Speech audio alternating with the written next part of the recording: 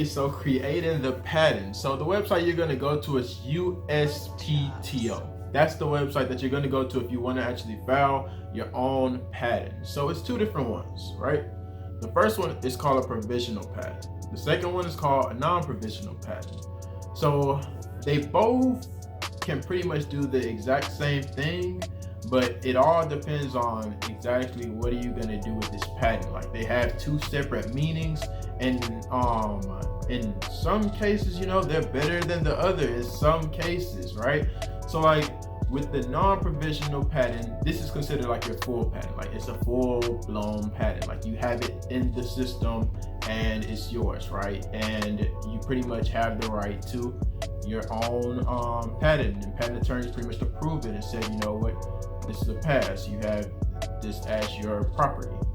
So with a provisional patent, right, it's not necessarily as lengthy as a non-provisional patent, but with a provisional patent, what it is it's much more cheaper, and it gives you the ability to actually pay this small fee, have the patent in the system. Nobody get to see it. No one on the internet can see it. Oh, that's another thing, you guys. Like, if anything right now is patented, you can go online and pretty much pull up the patent. That's part of the rule of having a patent. You have to actually explain every single thing that you did to make this product, and it has to go into the system, and it is viewed by anybody on the planet. So it's kind of like some people don't want to just jump and get the non-provisional patent, because it's like you pretty much got to explain everything. You can't leave nothing out. You got to explain the whole entire secret sauce. And it's kind of like don't necessarily jump into doing that until you pretty much have a plan to where, you know, nobody can go and, you know, tweak my idea and change it up a little bit to the point that it's not necessarily the same, and then boom, it outbeats my idea and now it's even better. So what most people like to do, they like to actually get out there in the market and really get competitive and try to find other people who can, you know, buy out their product, sell the patent, get a royalty deal from like another big company about the patent, make sure that nobody can go around your whole product and try to like outbeat you, and try to go that route before they just, you know, boom, put a non-provisional patent out. Because once that non-provisional patent is out, anybody could just go download it, look it up. Anybody within your, you know, your whole entire range based on your property. For example, if you did like a specific type of food, once you put in this non-provisional patent, you have the whole sauce out there for the world to go see. If this is the best thing in the whole world, everybody could download it and see why is it the best thing in the world, because you have to explain every single thing. So that's how it is for like typically chemicals. A lot of people don't like to just jump and do like a non-provisional patent for like chemical type stuff, even for like electronic type stuff. If you just want to really just be real protective, and you want to wait until, you know, you have like a booming moment, or you have a moment to where like you're taking off, or you're about to sell the product, or you can see that you're outbeating everybody and nobody could just come out of the blue and take over because you came up with this idea, then in that case, just make a provisional patent. But if you know like it's a lot of stuff that you've got to wait, like really like wait out, you don't want nobody to steal your secret formula, you don't want nobody to go in and just, you know, change up any little thing, and then boom, it's not necessarily the same product as yours, but now it's different, and a bigger company pretty much switched it up and tweaked it to where it does the same thing, but it necessarily doesn't do it the same way that yours do it, or it doesn't even look like it, but it can get the same exact job done. Don't get a non-provisional patent, get a provisional one. Because when you get a provisional one, it's in the system, it's patented, but nobody can actually see what you did and what was pretty much created except patent attorneys. It's not fully out there, and it's much more cheaper. But the only thing about the provisional one is it's good up until a year. And I know the next question you're probably going to ask is, so does that mean that I could file another provisional if, you know, I don't have the money to actually go and get a full-blown like patent? Yes, you could just get another provisional one. If you don't have the money to just go get like a full-blown non-provisional one, you could just keep getting the smaller ones all the way up until. And like word wise, like the actual document wise, it's not that huge of a difference. I would just like to say that off top. It's not a huge difference. When you go get the non-provisional one, that's pretty much just saying like, okay, this is the final straw. I have every single thing completed. It's pretty much spick and span. Everything that I wrote about this product is done, and I don't want to go in and, you know, change it for a good like at least 3 years. This is like submit it in the system, and I don't want no one to change it. This is my final document. Like, you turn it in. And with the provisional one, it's pretty much every time you have like about a year, and it don't too much cost too much at all. Like I said, it costs $60 to file a non-provisional. So that's the difference between the two, the non-provisional and your provisional. So another rule about the provisional patent, right? So once you get something provisionally patented, something that you don't want to do is just go out and start like selling a bunch of them, or you don't want to get to the point to where like you want to just put it on TV and have everybody see it. So then people can, you know, like buy it or like reverse engineer it just by the way that it looks, and then they turn it into their own product. Because what will end up happening once they go and want to get like a full non-provisional patent for that product, and you still have just your provisional, they can go in and basically outbeat yours, or they can even be like, you know what, this is my product, I pretty much came up with it first. It's not necessarily like yours, because now I know how to work around it, and it's nothing that you can do about it at that point. Because part of the rule of having a provisional patent is to basically not do that, not to go out and just like, you know, put it on display to be sold. It's more so for you to have it as your own, like it's your own patent, for you to go to like investors or like go to like big corporations and let them know like, yo, are you willing to invest into this product I created? Are you able to do X, Y, and Z to help me move further with this product? Go to a specific person who make things inside of the same industry that you created, and try to sell it to those people, not sell it to the entire masses already when you're trying to create a provisional.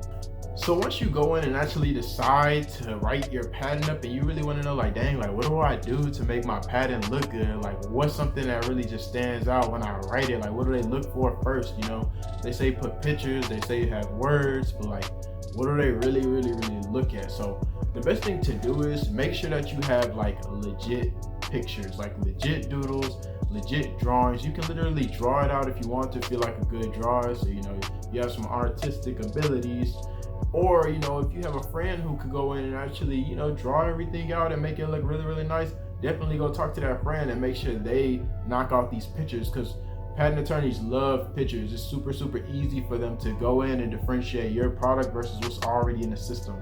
And especially if you could like put arrows and explain everything that you have, that you created, and what makes it different than what's already in there. That's like easy work for them to go in and do, versus having to, you know, do extra work. Like a picture is worth 1,000 words. You hear it all the time. If you actually go in and find a way to really explain these pictures inside your actual word portion, the whole patent is going to be extremely easy. So like, just look at it like this: have your drawing already there and explain the drawing from start to finish. And definitely put like arrows explaining what each individual thing is that's on the product. And the document is just gonna come so simple. Like the document don't have to be too long. 1, 2, 3 page, 4 pages max, like max. Once they should be able to look at your patent, look at the pictures, and just be like, okay, I already know exactly what this is. I really don't even have to go into full-fledged details and reading it. I already can see exactly why this should be on the market and why this person is trying to patent it. So just go in with that mindset when you're writing your patent up. So once you get past the stage of, you know, going and writing your provisional patent, you want to go in and get the full-blown non-provisional patent. Now you have to decide what type of patent do you want exactly. So it's multiple ones. You can have multiple types of patents on one product. So you have the composition of matter patent, you have the business method patent, you have the utility patent, which is an extremely known one. It's the utility one. And then lastly, you have your design patent. And there's some other ones out there, but those are like the main ones that people typically get. So with the utility patent, it's pretty much like how it sounds. It's the way that something is being used. So if you can use it in a certain type of way, that's considered a utility patent. So just to give you a quick example, right? This is like a little dry erase marker, you know, for school. You know, you just go in and just write on the board. Somebody came up with the marker, the dry erase marker. Then you have someone who came up with the eraser. Then you have somebody who came up with the magnet, right? So basically, if the guy who came up with the magnet, right, and the guy who came up with the eraser, and the guy who came up with the marker, all of them are 3 different people. If a 4th person comes up and say, you know what, I'm gonna make a marker that have a top, that have a magnet to stick to the actual whiteboard, and then I want the eraser on top of it. That 4th person, he just created his own type of pattern. The other 3 people don't have anything to do with it. He go to them for the marker, he go to them for the eraser, he go with them for the actual magnet. But that's his own entity. The marker with a magnet and eraser. He came up with his own pattern, so that's separate. Even though you didn't necessarily create these 3 things, you put it in a position that nobody came up with and people are willing to buy it. So that's how smooth patents are. So if you could come up with a way that you can put different things together and people will want to buy it, boom, you have your own patent. So then the other one is the design one, right? So it's pretty much like how a design is made. So when you actually go in and you see people that make, like, for example, like vases or cups or like straws or something like that, it's pretty much somebody who came up with the design and they want to patent it. They don't want no one to copy the actual design that they have of like a vase, or like how sometimes you see the straws that's like this. Like, you're patenting your particular design. Nobody can go and copy your design, which is really, really useful. Like, I mean, there's a lot of designs that we see and we're like, boom, I know exactly what type of brand that is. It don't have to have any words on it, but because of the way it's designed, I know what bottle type of drink it is. Like, for example, Gatorade. We all know, you know, exactly how it's created, and we know the little thunderbolt that's going to be on it. We know exactly what type of bottle that is, even if the label is ripped off. So that's a prime example of a design patent. So a composition of matter one is basically like, let's say that you have like a chemical, for example, like I mentioned before.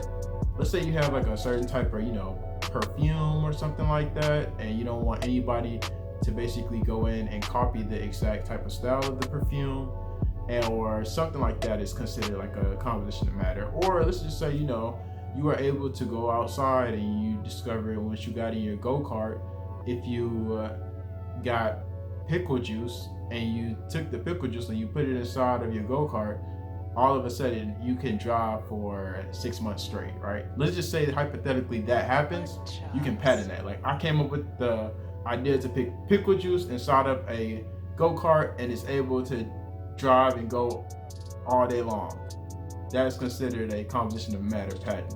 It deals with chemicals, and if you use chemicals in a way that nobody else has used it, that's a composition of matter patent. So then the last one is like a business method. It's pretty much just like a drive-through. The drive-through window is patented, yes, people. Like, the drive-through window is a business, it's a method business. It's a business of method. Like, it's the way that I decided to make business. So the drive-through window is a method of business. So that go like your main 4, like, examples just thrown out there. I'm not gonna lie, I really like the idea I just came up with. Like, that was kind of smooth with the magnet eraser. I'm cold. Y'all know what it is. I'm cold.